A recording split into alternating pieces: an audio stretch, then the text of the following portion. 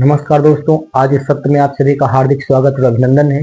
आज हमारा एक महत्वपूर्ण सेगमेंट है और इस सेगमेंट के अंतर्गत जो हमारा महत्वपूर्ण टॉपिक है वो है विशेषण।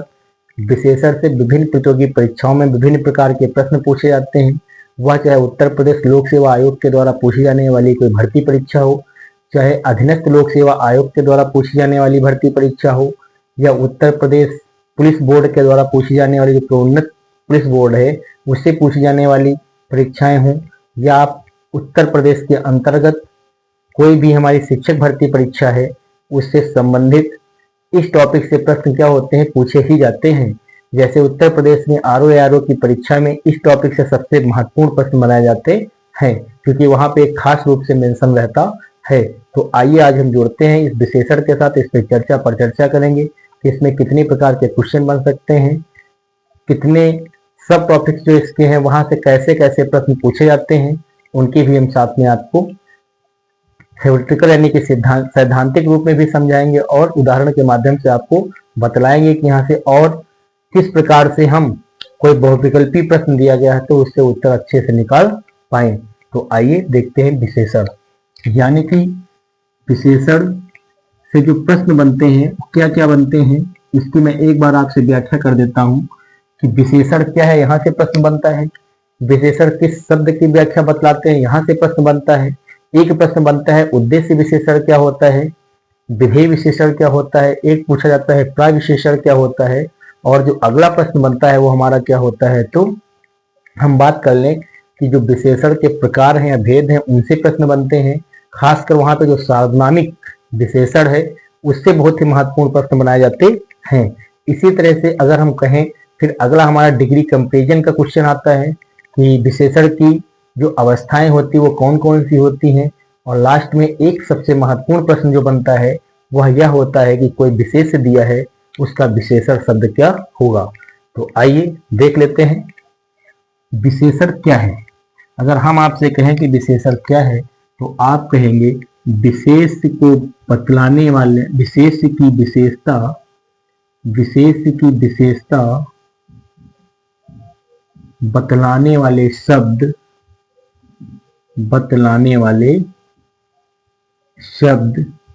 क्या कहलाते हैं तो विशेषण कहलाते हैं। यानी कि ऐसे शब्द जो विशेष की विशेषता बतलाते हैं। विशेष क्या होते हैं तो ये दो तरह के होते हैं, या तो यह संज्ञा होगा या फिर क्या होगा सर्वनाम होगा। यानी कि विशेष संज्ञा भी हो सकता है और सर्वनाम भी हो सकता है। अब अगर आप कहें तो संज्ञा या सर्वनाम की विशेषता बतलाने वाले शब्द क्या कहलाते हैं तो विशेषण कहलाते हैं। अब अगर आपसे हम कहें कि यहाँ पे विशेष की परिभाषा क्या हो जाएगी तो आप यहाँ पे ये कह सकते हैं कि जो विशेष की हमारी परिभाषा होगी वो कुछ ऐसी बन जाएगी कि जिस शब्द की विशेषता बतलाई जाए, जिस शब्द की विशेषता बतलाई जाए, जिस शब्द की विशेषता बतलाई जाए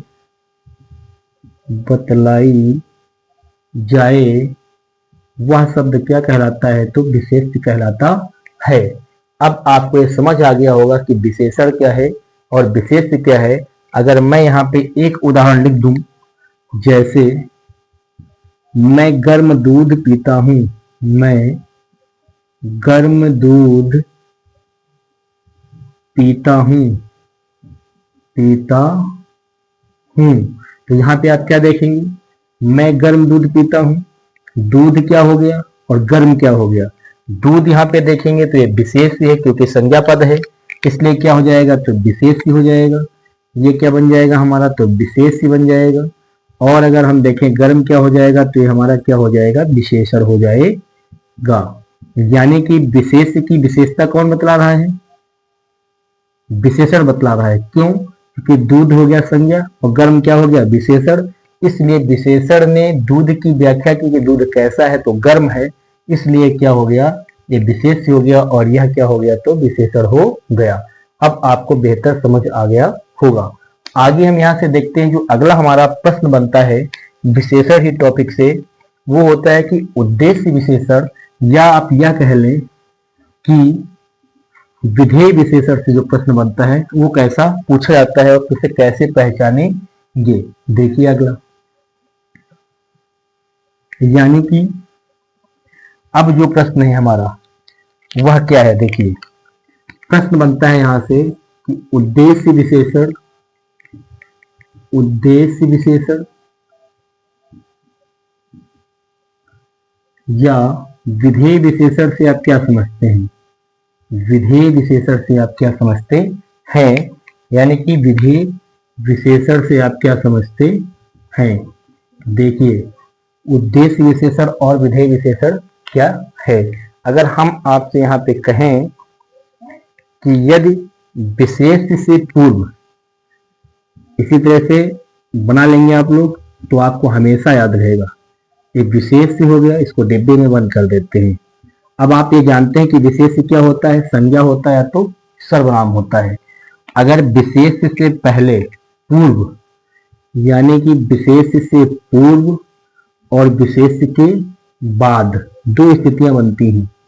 तो विशेष से पहले अगर कोई विशेषण शब्द आ जाता है, मान लो विशेष से पहले कोई क्या आ गया, विशेषण शब्द आ गया, तो इसे हम क्या कहते हैं, तो इसे हम कहते हैं उद्देश्य विशेषण। क्या कहते हैं, उद्देश्य विशेषण। उद्देश्य विशेषण या इसी को हम कर्ता विशेषण भी कह देते हैं। कर्ता विशेषण भी कह देते हैं, क्योंकि किसके स्थान पे होता है, तो कर्ता के स्थान पर आता है। इसी तरह से अगर कोई शब्द विशेष के बाद आए, यानी कि जब कोई विशेषण शब्द विशेष के बाद जुड़ा हो, संज्ञा सर्वनाम के बाद जुड़ा हो, तो उसे क्या कहते हैं, विधेय विशेषण कहते हैं। इसे क्या कहते हैं, तो विधेय विशेषण कहते हैं। विधेय विशेषण कहते हैं। अभी एक वाक्य लिखेंगे तो आपको और बेहतर समझ आ जाएगा। जैसे मैंने एक वाक्य लिख दिया, एक शब्द यह आता है कि कर्ता विशेषण या विशेष विशेषण भी इसको बोल देते हैं। एक शब्द और यहाँ पे हम ऐड कर देते हैं, विशेष विशेषण। विशेष विशेषण, ये तीनों नाम एक ही हैं, ये याद रखेंगे आप लोग। यानी कि उद्देश्य विशेषण कहो, चाहे विशेष विशेषण कहो, और चाहे इधर के हिस्से को क्या कहते हैं, तो विधेय विशेषण कहते हैं।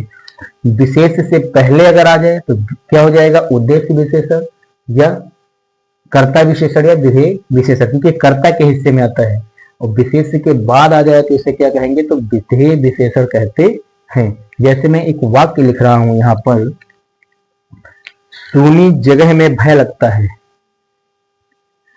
सूनी जगह में भय लगता है। भय लगता है, तो कैसी जगह में भय लगता है, तो सूनी जगह में भय लगता है। तो यहां पे अगर आप देखेंगे तो जगह क्या हो गया हमारा, जगह कैसी है, विशेष है। अभी आप पहचानेंगे, अगर आपने अच्छे तरीके से हमारी क्लासेस को किया है, जैसे संज्ञा की क्लासेस, सर्वनाम की क्लासेस, लिंग वचन और कारक की क्लासेस अच्छे से समझ लिया है आपने, तो इसे समझना और आसान हो जाएगा। यानी कि जगह शब्द क्या हो गया हमारा, संज्ञा हो गई, और संज्ञा से पहले क्या आ गया, तो विशेषण आ गया। क्या विशेषण है, तो सूनी शब्द क्या है, तो विशेषता बतला रहा किसकी, इस जगह की, कि सूनी जगह में भय लगता है। तो ये जगह कैसी हो गई, सूनी हो गई, इसलिए क्या बन गया, तो हमारा विशेषण बन गया। और ये क्या बन गया, तो विशेष बन गया। तो विशेष से पहले विशेषण आ गया, इसलिए किसका उदाहरण बन गया, तो उद्देश्य विशेषण या विशेष विशेषण का प्रश्न बन गया। यानी कि अगर यहाँ पे आपसे हम पूछें ये सूनी शब्द जो है ये कैसा विशेषण है, तो ये उद्देश्य विशेषण है। कैसा शब्द है, तो उद्देश्य विशेषण है। जैसे मैं कोई दूसरा वाक्य यहाँ पर लिख देता हूं, यह जगह सूनी जान पड़ती है। जैसे मैंने लिख दिया, यह जगह सूनी जान पड़ती है। सूनी जान पड़ती है, सूनी जान पड़ती है, ये मैंने वाक्य लिख दिया। यह जगह सोनी जान पड़ती है। अब देखिए जगह यहां पे भी था, विशेष था, क्या था ये, तो विशेष था, और ये क्या था, तो विशेषण था। इसी तरह से अगर हम यहां देखें तो जगह अब भी क्या है, तो विशेष शब्द है, और सोनी क्या है, तो विशेषण शब्द है। लेकिन जगह के बाद क्या आया है, विशेषण आया है, इसलिए इसे क्या कहते हैं, इसे विधेय विशेषण कहते हैं। इसे क्या कहेंगे, तो विधेय विशेषण कहते हैं। इंग्लिश में इसे प्रेडिकेट कहते हैं, और इसे क्या कहते हैं, तो सब्जेक्ट। यानी कि यदि क्रिया के भाग में क्या है, विशेषण आए, तो उसे विधेय विशेषण भी कह सकते हैं। लेकिन विशेष से पहले अगर आ जाए, कर्ता के हिस्से में आ जाए, तो उसे उद्देश्य विशेषण या विशेष विशेषण या कर्ता विशेषण कह सकते हैं। तो अब आपको ये क्लियर हो गया होगा। मैं थोड़ा सा आगे सामने से हट जाता हूं कि आप नोट कर सकें। तो अब अगले टॉपिक पे इस पे हम बात करते हैं कि जो अगला प्रश्न यहाँ से बनता है वो कौन सा होता है, किस प्रकार के और यहाँ से प्रश्न बन जाते हैं। जैसे प्राविशेषण का प्रश्न यहाँ से बनता है। प्राविशेषण क्या होता है, देखिए प्राविशेषण क्या होता है।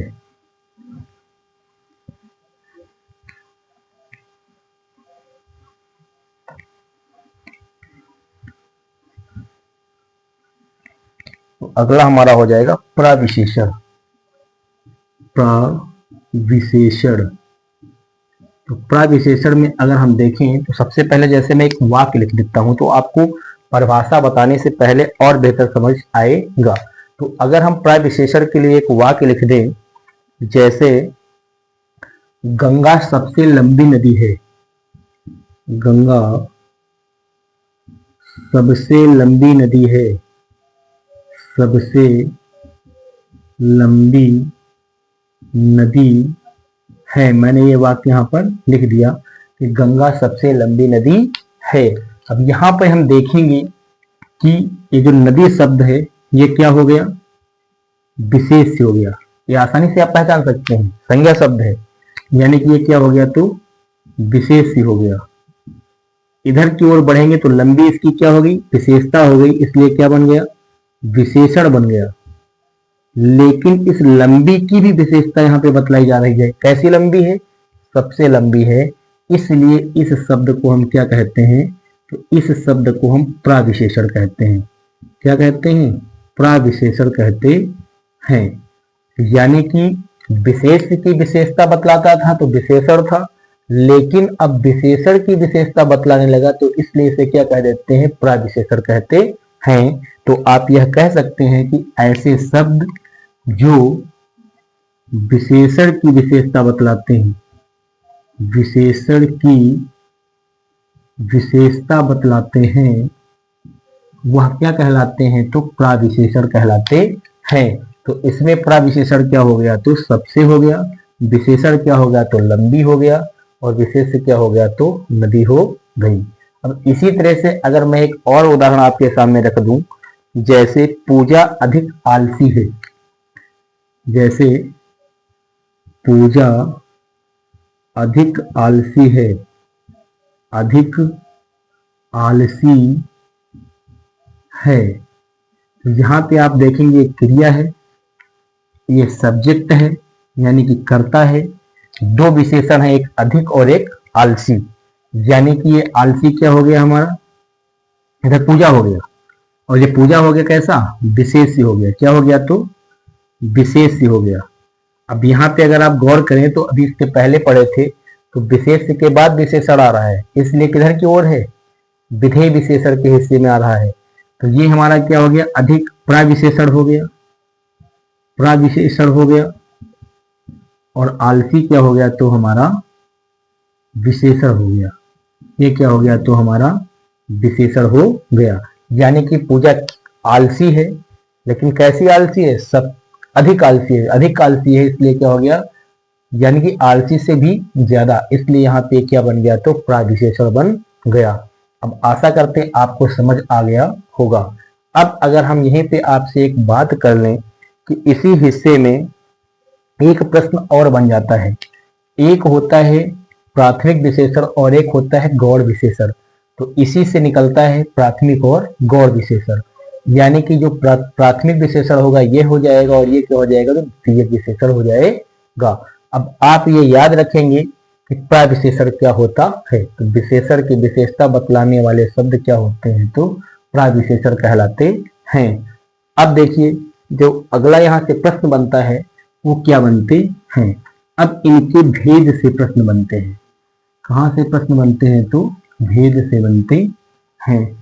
तो जैसे मैं यहाँ पे कहूं कि विशेषण के भेद, विशेषण के भेद कितने होते हैं।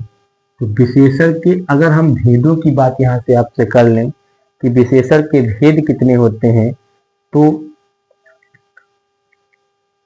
जैसे विशेषण के भेद एक लाइन बना लेंगे कि आपको याद रहे, कभी गलत ना होने पाए।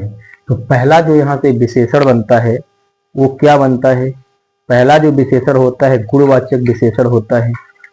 गुणवाचक विशेषण, क्वालिटेटिव विशेषण। इसकी इंग्लिश भी याद रखेंगे तो आपको पहचानना थोड़ा आसान हो जाएगा।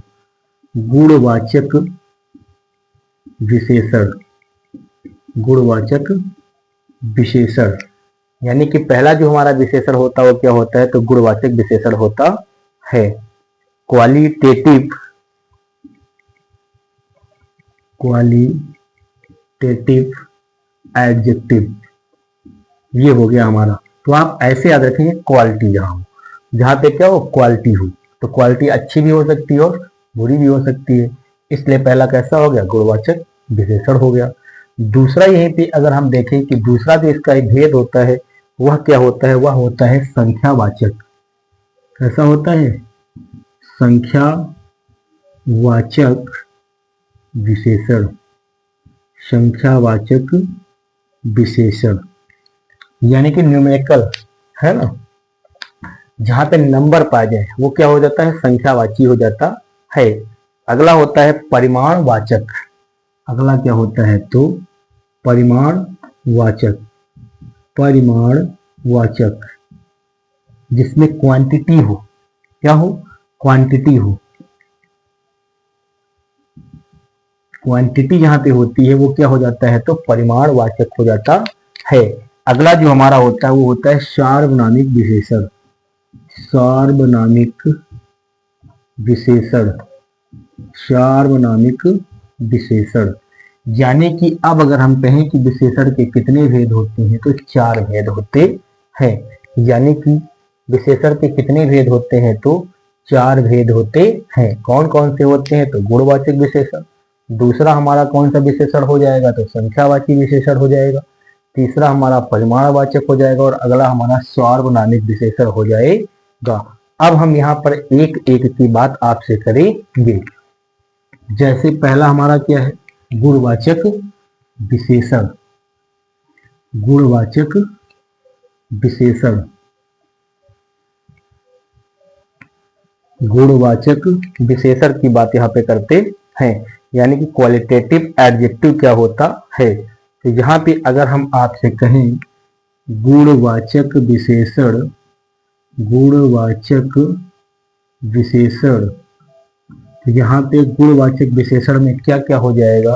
तो अगर हम यहाँ पे ध्यान से देखें तो अभी मैंने कुछ समय पहले आपको बताया था कि क्वालिटी देखेंगे, क्या देखेंगे, तो क्वालिटी देखेंगे। अच्छी भी हो सकती है और बुरी भी हो सकती है।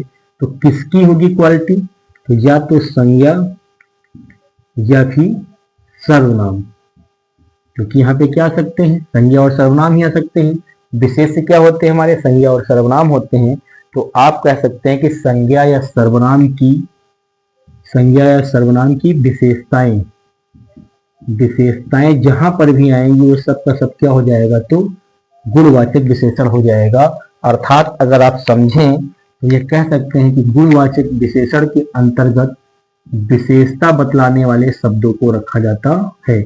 यानी कि गुणवाचक की परिभाषा अगर बने तो क्या बन जाएगी, ऐसे विशेषण जो संज्ञा सर्वनाम की विशेषताएं प्रदर्शित करते हैं क्या कहलाते हैं, तो गुणवाचक विशेषण कहलाते हैं। अब गुणवाचक विशेषण के अंतर्गत उदाहरण क्या क्या हो सकते हैं, तो हम यहाँ पे थोड़ा लंबा चर्चा पर चर्चा आपसे कर लेंगे कि आपको एक बार ये शब्द आपके कानों से रूबरू हो जाए तो आपको ये हमेशा याद रहेगा कि यहाँ पे ये आ गया तो इसका मतलब ये वाला विशेषण होगा। जैसे सबसे पहले अगर हम बात कर लें तो इसमें दशाएं पढ़ते हैं। क्या पढ़ते हैं? दशा पढ़ते हैं। कंडीशंस कैसी हो सकती हैं, दशाएं क्या हो सकती हैं, जैसे कमजोर, हल्का, गीला, कुछ हम लिख देंगे। कमजोर, हल्का, गीला, सूखा, कमजोर, हल्का, गीला, सूखा, अस्वस्थ, रोगी, स्वस्थ, पुराना, अस्वस्थ, रोगी, स्वस्थ, इत्यादि। इत्यादि का मतलब और भी है, लेकिन मैंने यहाँ पे क्या आपको समझाने का प्रयास किया कि दशाएं कौन कौन सी हो सकती हैं। आपको याद क्या रखना है? दशा शब्द याद रखना है, कंडीशंस याद रखनी है आपको। जहां भी ऐसी विशेषता हो जहां पे दशा का वर्णन हो रहा हो वो हमेशा कैसा विशेषण होगा? तो गुणवाचक विशेषण होगा। तो दशाएं जैसे मैंने एग्जाम्पल के तौर पे कुछ रख दी, कमजोर, हल्का, गीला, सूखा, अस्वस्थ, रोगी, स्वस्थ, इत्यादि। केवल इतनी ही नहीं और भी हैं, लेकिन मैंने किसकी बात कर ली? उदाहरण के तौर पे आपको समझाने के लिए बात कर ली कि अगर कभी आए तो आप बेहतर समझ सकें।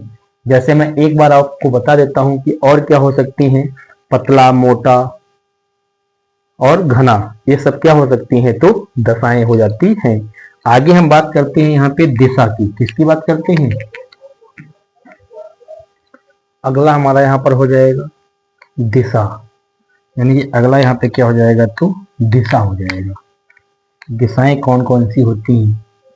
तो दिशा की बात करेंगे तो आपको मालूम है नॉर्थ, उत्तर, साउथ, दक्षिण, ईस्ट और वेस्ट, यानी कि पूरब, पश्चिम। तो इनकी जो ये दिशाएं होती हैं, नॉर्थ ईस्ट यानी कि उत्तर पूर्व, नॉर्थ ईस्ट साउथ दक्षिण पूर्व, वेस्ट साउथ पश्चिम दक्षिण, और ये क्या हो जाएगा? वेस्ट नॉर्थ उत्तर पश्चिम।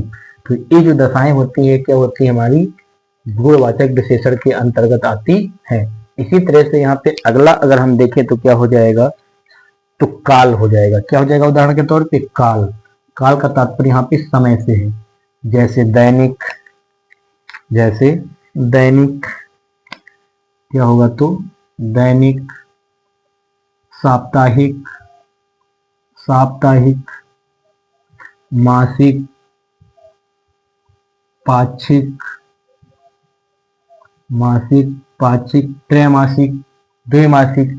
ऐसे जो प्रश्न बनते हैं समय से संबंधित जो होते हैं वो सब के सब क्या होते हैं? तो काल किसके अंतर्गत आते हैं? तो हमारे गुणवाचक विशेषण के अंतर्गत आते हैं। जैसे वार्षिक भी हो सकता है यहाँ पर, है ना। तो अब आप ये समझ गए होंगे कि काल का तात्पर्य क्या है। तो लिख लेता हूं वार्षिक, है ना। तो ये हमारे हो गए काल। अगला जो इसके अंतर्गत आता है वो कौन सा विशेषण होता है? तो वो होता है हमारे रंग। जितने रंग हैं वो सब के सब किसके अंतर्गत आते हैं? चाहे काला, नीला, पीला, सफेद, हरा, गुलाबी, जैसा भी रंग हो वो सब किसके अंतर्गत आएगा? गुणवाचक विशेषण के अंतर्गत आएगा। इसी तरह से यहाँ पे अगर हम देखें तो दुनिया में जितनी स्वाद है, तीखा, मीठा, खट्टा, कसैला, ये सब स्वाद किसमें अंतर्गत आती है? तो गुणवाचक विशेषण के अंतर्गत आती है। इसी तरह से अगर हम आपसे कहें रंग हो गए, स्थान जैसे आप लोग बोल देते हैं क्या? स्थान के अंतर्गत क्या बोल देते हैं? हम पंजाबी हैं, यूपी वाले हैं, एमपी वाले हैं, हरियाणवी हैं, है ना। तो ये जो स्थान होते हैं ये किसके अंतर्गत आते हैं? तो गुणवाचक विशेषण के अंतर्गत आते हैं। इसी तरह से दोष, अवस्था, दोष आ सकते हैं। जितने दोष होते हैं वो सब इसके अंतर्गत। अवस्थाएं, ठोस, द्रव, जल, अवस्थाएं आ सकती हैं। द्रव है, ठोस है, गैस है, ये सब किसके अंतर्गत आती हैं? गुणवाचक विशेषण के अंतर्गत आती हैं। अगला है आकार। जितने भी प्रकार के आकार हैं, गोल, चौकोर, तिकोना, ये सब किसके अंतर्गत आते हैं? आकार के अंतर्गत आते हैं। इसी तरह से स्पर्श और गंध, स्पर्श जितने होते हैं वो सब आते हैं, और जितनी गंध होती है यानी कि सुगंधित, बदबू है ना, ये शब्द यूज कर लेते हैं गंध के रूप में। या स्पर्श में अगर हम देखें, जैसे आप कह सकते हैं कोमल, चिकना, स्निग्ध, ये जो बातें करते हैं सब क्या होती है? हमारी गुणवाचक विशेषण की होती है। यानी कि गुणवाचक विशेषण क्या होता है? तो जिससे संज्ञा सर्वनाम की विशेषता बतलाई जाए वो क्या होते हैं? गुणवाचक विशेषण होते हैं। यानी कि क्वालिटी अच्छी भी हो सकती है और बुरी भी हो सकती है। यहाँ पे क्या क्या आता है? तो दशाएं आती हैं, दिशा आती हैं, काल जितने हैं, रंग जितने हैं, स्वाद जितने हैं, स्थान जितने हैं, दोष जितने हैं, अवस्थाएं जितनी हैं, आकार जितने हैं, स्पर्श जितने हैं, गंध जितने हैं, ये सब के सब क्या हो गए? तो क्वालिटी हो गई। इसलिए किसके अंतर्गत आती हैं? तो गुणवाचक विशेषण के अंतर्गत आती हैं। तो ये हमारे क्या हो गया? गुणवाचक विशेषण हो गया। अब अगर हम आपसे बात कर लें कि दूसरा विशेषण क्या बनेगा, वो होता है हमारा संख्यावाचक विशेषण। क्या होता है? तो संख्यावाचक विशेषण होता है। अब हम बात करते हैं किसकी?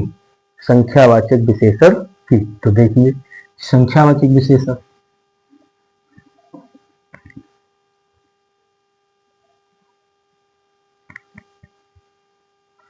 संख्यावाचक विशेषण, संख्यावाचक विशेषण, संख्यावाचक विशेषण की बात कर लें तो जब हम संख्यावाचक विशेषण की बात यहाँ पे करेंगे तो आप कह सकते हैं जब विशेष की संख्या का बोध हो, जब विशेष की संख्या का बोध हो, संख्या का बोध हो, जब विशेष की संख्या का बोध होगा तो उसे क्या कहेंगे? तो संख्यावाचक विशेषण कहेंगे। जैसे अगर हम कहें आपसे कि हमारे मोहल्ले में 70 मकान हैं, एग्जाम्पल के तौर पे क्या कहें? हमारे मोहल्ले में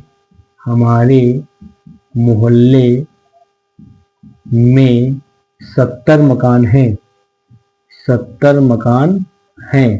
तो कितने हो गए? हिंदी में लिखना चाहिए तो मैंने लिख दिया गणित में। 70 मकान है, इसके 70 क्या हो गया? संख्यावाची हो गया, है ना। अब संख्यावाची भी दो तरह के होते हैं, एक होते हैं निश्चित संख्यावाची, एक होते हैं निश्चित संख्यावाची, निश्चित संख्यावाची, और दूसरा होता है अनिश्चित संख्यावाची, अनिश्चित अनिश्चित अनिश्चित संख्यावाची, संख्यावाची। तो निश्चित संख्यावाची की अगर हम बात कर लें, आपसे कहें तो ये कह सकते हैं जहां पे निश्चित विशेषता हो, यानी कि जहां पे कैसी विशेषता दिख रही हो? निश्चित विशेषता दिख रही हो, क्या हो जाएगी हमारी? निश्चित संख्यावाची हो जाएगा। क्या हो जाएगा? तो निश्चित संख्यावाची हो जाएगा। और जहां पे अनिश्चित विशेषता बतलाई जा रही हो वो हमारा क्या हो जाएगा? तो क्या हो जाएगा भैया? तो ये हो जाएगा अनिश्चित संख्यावाची।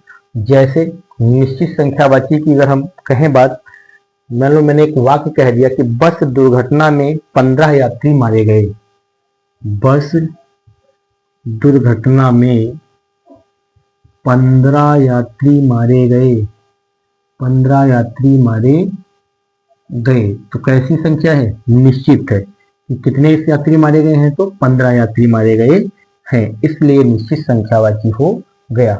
अब हम यहीं पे अगर देखें कि निश्चित संख्यावाची के साथ अनिश्चित क्या होता है, जैसे मैंने एक वाक्य लिख दिया कि रेलगाड़ी की भिड़ंत में, रेलगाड़ी की भिड़ंत में सैकड़ों लोग मर गए, सैकड़ों लोग मर गए।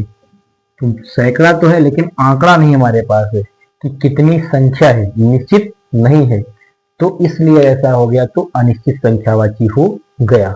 अब यहीं पे अगर हम देखें निश्चित संख्यावाची जो हमारे होते हैं वो कई प्रकार के होते हैं और यहाँ से भी प्रश्न बनते हैं। ये जो हमारे होते हैं निश्चित संख्यावाची, ये कई प्रकार के होते हैं। जैसे पहला हमारा यहाँ पर होता है गणना बोधक। कैसा होता है? तो गणना बोधक, गणना बोधक, गणना बोधक निश्चित संख्यावाची। तो पहला क्या हो गया, गणना बोधक हो गया। गणना बोधक का तात्पर्य क्या हो गया, जहां पे हम गणनाएं करते हैं, जैसे 3 7 13, जैसे 3 है, 7 है, 13 है, ऐसे 12 14 15, यानी कि जहां पे हम अंकों या संख्याओं को गिनते हैं वो गणना बोधक होता है। जैसे एग्जाम्पल के तौर पे अगर हम लिख दें, इंद्र प्रकाश के 2 पुत्र हैं, इंद्र प्रकाश के 2 पुत्र हैं, इंद्र प्रकाश के 2 पुत्र हैं। यहाँ पे किसकी आ रही निकलकर, गणना की बात की जा रही है। जहां पे गणना बोधक कब होगा, जब गणना की बात की जाए। जैसे 3 7 13 15 18 20 है ना, तो ये आप समझ गए होंगे, गणना बोधक हो गया। दूसरा यहीं पे अगर हम देखें तो क्रम बोधक होता है। क्या होता है दूसरा, तो क्रम बोधक होता है, क्रम बोधक। तो जब हम क्रम बोधक की बात करेंगे तो यहाँ पे क्या कहेंगे आपसे, जहां पे जैसे 7वीं 8वीं 9वीं है ना, 7वीं 8वीं 9वीं 10वीं ऐसी संख्याएं हैं, वहां पे क्या होता है, क्रम बोधक होता है। और भी संख्याएं हो सकती हैं, प्रथम द्वितीय तृतीय ऐसे भी कह सकते हैं। तो क्रम बोधक के अंतर्गत अगर हम देखें एक उदाहरण कि हम 8वीं मंजिल पर रहते हैं, मानो मैंने वाक्य क्या लिख दिया, हम 8वीं मंजिल पर रहते हैं, हम 8वीं मंजिल पर रहते हैं। यहाँ पे क्या हो गया, हमारा क्रम हो गया है ना, तो ये क्रम बोधक हो गया। इसी तरह से अगला होता है आवृत्ति बोधक, अगला होता है आवृत्ति बोधक। अगला क्या हो जाएगा, तो आवृत्ति बोधक हो जाएगा, आवृत्ति बोधक। जब हम आवृत्ति बोधक में देखेंगे, जैसे यहाँ कहें तिगुना दुगुना चौगुना है ना, 13, यानी कि दुगुना चौगुना, दुगुना चौगुना, ऐसे जब शब्दों की बात चले तो वहां पे क्या होता है, आवृत्ति बोधक होता है। इसलिए यहाँ पे क्या हो जाएगा, जैसे लोगों को तुम्हारे दोहरे व्यक्तित्व का पता चल ही गया, यानी कि लोगों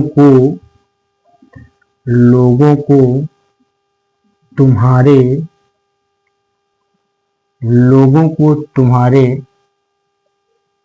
अब जैसे आवृत्ति कैसे होगी, मैंने ये वाक्य लिख रहा हूं, लोगों को तुम्हारे दोहरे चरित्र का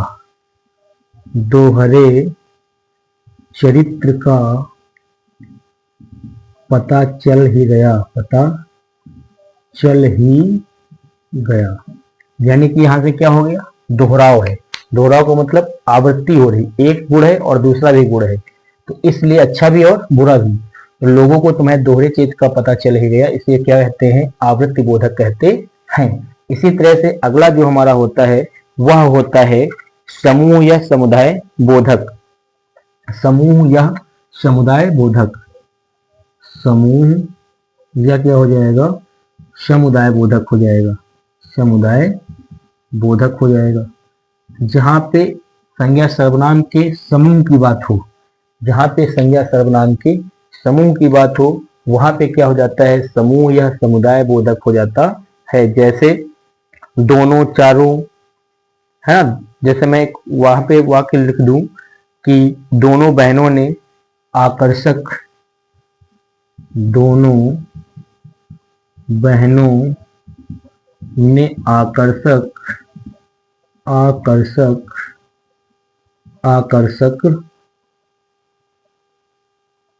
डांडिया नृत्य किया, डांडिया नृत्य किया। दोनों बहनों ने, तो समूह है, समुदाय की बात की जा रही, तो ये हो गया समूह वाचक, नृत्य किया है ना। अगला जो हमारा इसी के अंतर्गत होता है वह होता है प्रत्येक बोधक। प्रत्येक बोधक क्या होता है, तो प्रत्येक बोधक होता है, प्रत्येक बोधक होता है। जहां पे जैसे उदाहरण के तौर पे हर एक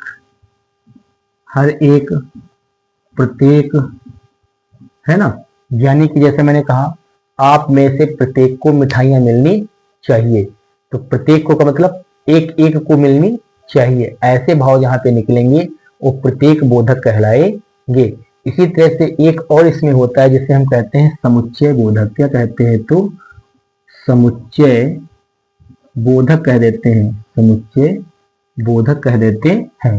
तो जब हम समुच्चय बोधक की बात यहाँ पे करेंगे तो यहाँ पे आप यह कहेंगे कि जैसे दर्जन, पंसेरी, कौड़ी, सैकड़ा, है ना, इत्यादि की बातें होती है, क्या होती है? जो समुच्चय बोधक होती है। जैसे निश्चित संख्यावाची गणना बोधक क्या होता है? जहाँ पे गणनाएं की जाती हैं। क्रम बोधक क्या होता है? जहाँ पे क्रम की बात की जाए। आवृत्ति बोधक क्या होती है? बारंबारता की बात की जाए।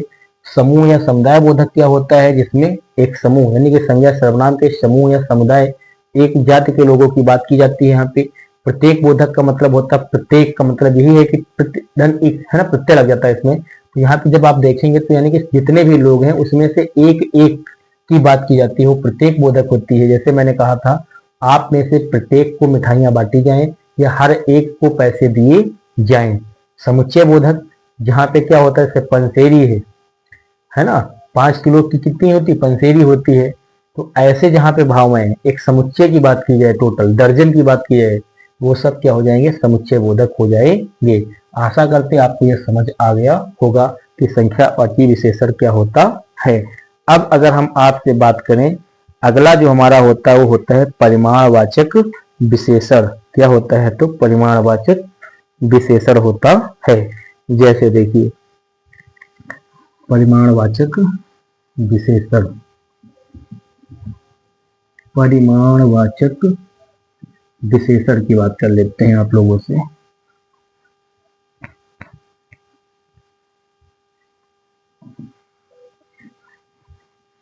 तो हमारा यहाँ पे आ जाएगा अगला परिमाणवाचक विशेषण, जहाँ पे मात्रा की बात हो, परिमाण की बात हो, उसे क्या कहते हैं? तो परिमाणवाचक विशेषण कहते हैं। देखिए, परिमाणवाचक विशेषण,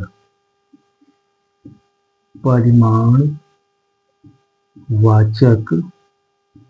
विशेषण यानी कि ऐसा विशेषण जो किसकी बात करता हो? मात्रा की बात करता हो, यहाँ पे माप तौल हो, परिमाण हो, इसकी बात करता हो, तो क्या हो जाएगा? तो परिमाणवाचक विशेषण कहलाएगा। तो परिमाणवाचक विशेषण भी कितने प्रकार का होता है? 2 प्रकार का होता है। एक होता है निश्चित परिमाणवाचक, निश्चित परिमाणवाचक, और दूसरा हमारा हो जाएगा अनिश्चित परिमाणवाचक, अनिश्चित परिमाणवाचक, अनिश्चित परिमाणवाचक। तो निश्चित परिमाणवाचक के अंतर्गत अगर हम देखें तो आप ये कह सकते हैं, जहां पे एग्जैक्ट परिमाण की बात की जाए वो क्या होता है? निश्चित परिमाणवाचक। जहां पे एग्जैक्ट बात ना की जाए वहां पे क्या होता है? अनिश्चित परिमाणवाचक। जैसे मधुरिमा शास्त्री ने 3 मीटर कपड़ा खरीदा। जैसे एग्जाम्पल के तौर पे हम लिख दिए, मधुरिमा शास्त्री ने 3 किलो चीनी ली, मैंने ये कह दिया चीनी खरीदी। मान लो मैंने वाक्य ये लिख दिया, 3 किलो चीनी खरीदी, तो यहाँ परिमाण निश्चित है, कितने किलो है? तो 3 किलो है। इसी तरह से मैंने ये लिख दिया, रामू ने कई कुंतल धान खरीदे। कितने खरीदे ये निश्चित नहीं है, कई कुंतल, है ना, तो इसलिए कैसा हो गया? अनिश्चित परिमाणवाचक हो गया। रोहन ने दूध लिया, कितना दूध लिया ये पता नहीं, मात्रा है कुंतल में इसमें, लेकिन कितने हैं तो एग्जैक्ट नहीं है, इसलिए अनिश्चित परिमाणवाचक है। यहाँ क्या हो जाएगा? तो ये निश्चित परिमाणवाचक हो जाएगा। अब अगला जो हमारा होता है वो होता है सार्वनामिक विशेषण। क्या होता है? तो सार्वनामिक विशेषण होता है। देखिए, ये बहुत इंपॉर्टेंट है, क्योंकि जब भी ऑप्शन में, अगर ऑप्शन में लिखा शब्द मिल जाए तो समझ लेना है सार्वनामिक विशेषण का ही प्रश्न बन रहा है। तो सार्वनामिक विशेषण ये बहुत इंपॉर्टेंट है, यहाँ से हर बार क्वेश्चन पूछे ही जाते हैं। देखिए, सार्वनामिक विशेषण, सार्वनामिक विशेषण, उस दिन मैंने सर्वनाम को जब आप पढ़ाया था तो वहां पे इसकी चर्चा चर्चा पर चर्चा की थी कि अगर सार्वनामिक विशेषण को समझना हो तो आपको सर्वनाम और संज्ञा आना चाहिए। जैसे मैं यहाँ पे अगर आपसे कह दूं कि अगर कोई संज्ञा शब्द है, क्या है, संज्ञा शब्द है, और इसके पहले पूर्व यानी कि इसके पहले क्या आ जाए, कोई सर्वनाम आ जाए, तो आप इसे क्या कहेंगे, तो इसे कहेंगे आप सार्वनामिक विशेषण। यानी कि किसी संज्ञा शब्द से पहले अगर कोई सर्वनाम लग जाता है तो इसे हम क्या कहते हैं, सार्वनामिक विशेषण कहते हैं। सार्वनामिक विशेषण कहते हैं। जैसे उदाहरण के तौर पे अगर हम आपके सामने यहाँ पे लिख दें कि मेरी अध्यापिका अच्छे ढंग से पढ़ाती हैं, मेरी अध्यापिका अच्छे ढंग से पढ़ाती हैं, अच्छे ढंग से पढ़ाती हैं, ये मैंने यहाँ पे लिख दिया। तो मेरी अध्यापिका कैसे पढ़ाती है, तो अच्छे ढंग से पढ़ाती हैं। तो अब देखिए यहाँ पे संज्ञा क्या है, अध्यापिका, और यहाँ पे सर्वनाम क्या है, मेरी। तो इसलिए संज्ञा से पहले क्या आ गया, सर्वनाम आ गया, तो ये क्या हो गया, सार्वनामिक विशेषण हो गया। अब इसके हम प्रकार की बात कर लेते हैं, क्योंकि मैंने जब सर्वनाम आपको पढ़ाया था तो वहां पे बताया था सर्वनाम के 6 प्रकार जो होते हैं, उनकी मैंने चर्चा पर चर्चा आपसे की थी। तो आज वही यहाँ पे प्रयोग होंगे। तो अगर आपने सर्वनाम को बेहतर तरीके से समझा है तो इसे अवश्य समझ जाएंगे।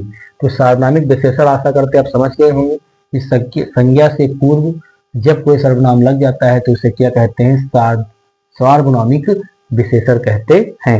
जैसे पहला मैं यहाँ पे लिखता हूं, देखिए मैं 4 उदाहरण आपको समझाता हूं और फिर उसके सामने मैं उसके नाम लिख दूंगा। जैसे पहला है, उस किताब को यहां ले आइए। पहला मैंने लिख दिया, उस किताब को यहां ले आइए, उस किताब को यहां ले आइए, उस किताब को यहां ले आइए, ये मैंने लिख दिया, उस किताब को यहां ले आइए। तो अब देखिए जरा यहाँ पे, उस किताब का मतलब निश्चित है, यही किताब आपको लाना है, क्योंकि इशारा करके हम बता रहे हैं कि इसी किताब को आपको लाना है। इसलिए कैसा हो जाएगा, तो निश्चित या निश्चयवाचक या संकेतवाचक सार्वनामिक विशेषण हो जाएगा। यानी कि निश्चयवाचक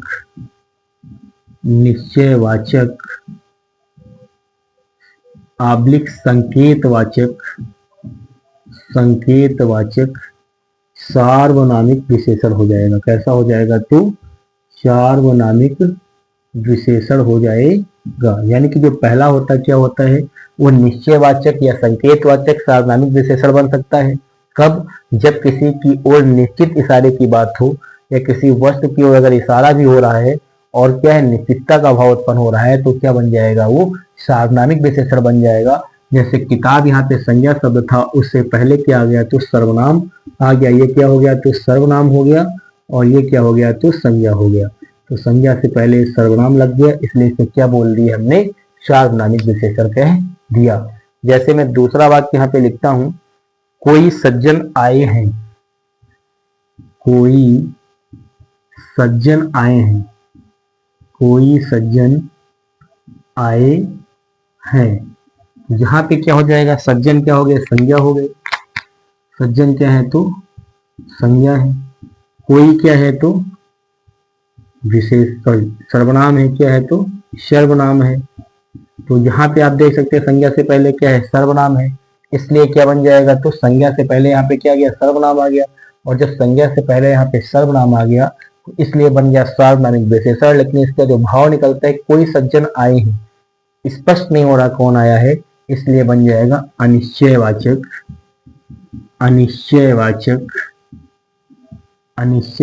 सार्वनामिक विशेषण। अनिश्चयवाचक सार्वनामिक विशेषण बन जाएगा।